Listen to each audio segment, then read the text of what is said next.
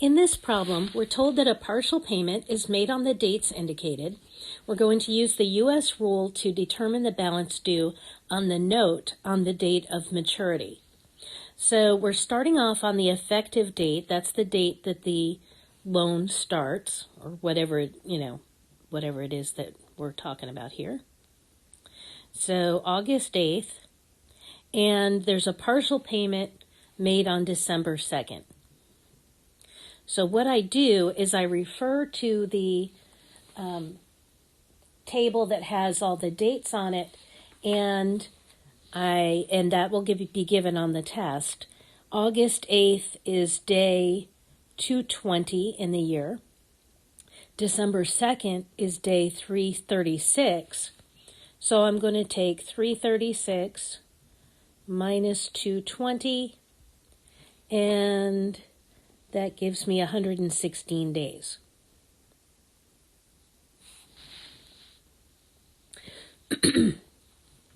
So now I can calculate the interest that's due on the date of the partial payment. So we take the principal, which is 500, times the interest rate, which is 6%, so I just change that to 0.06, and we multiply this by the portion of the year. So we take 116 and we divide by 360. Now there's 365 days in the year normally, but we're using the U.S. rule that says that you should divide by 360. So it's just a kind of weird rule that we have to follow. We would only do this in cases where we were talking about a period of less than a year, I think, because otherwise then that gets tricky if we have, 365 days out of 360. So you're not going to see a problem that has anything that's over a year. So it's fine to divide by 360. It's close to dividing by 365, and that's the rule, so we have to follow it. So when I multiply that out, I get the interest is $9.67. So finally, I'm going to figure out the amount owed on the day of the partial payment by taking the principal plus the interest that's accumulated so far, and then we're going to subtract the amount of the partial payment, which is $257. And when I do that, I get $252.67. So that's the amount that is owed on December 2nd. But what we want to know is what is owed on the date of maturity, which is February 6th. So now I'm going to start this over again. So it's basically, we're starting off with a principal of $252.67 on December 2nd. So I'm going to take out August 8th. Well, I'm going to take all that out.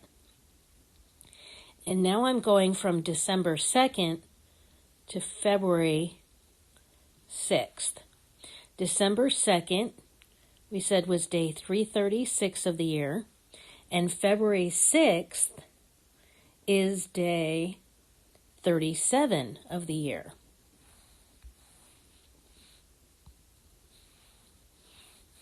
Let's erase all of that. Okay, so the number of days then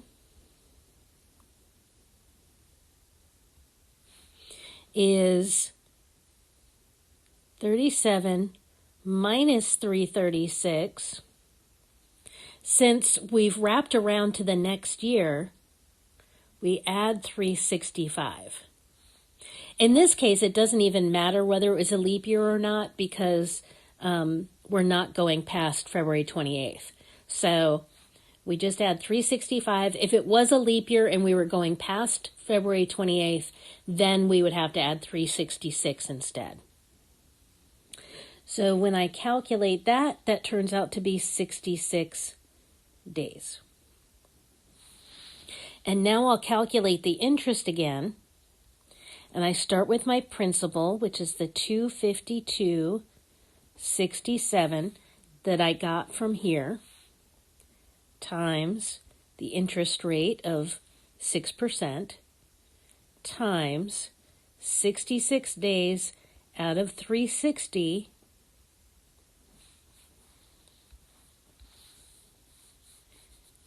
and now I don't need that other information. And what do I get? My interest is $2.78. And so the final amount owed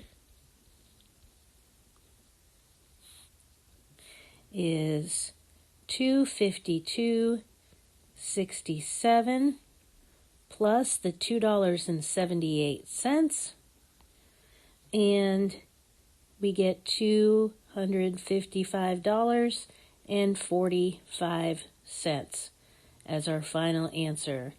That is a long problem. So there you go. That's one of the longest ones you see on the test.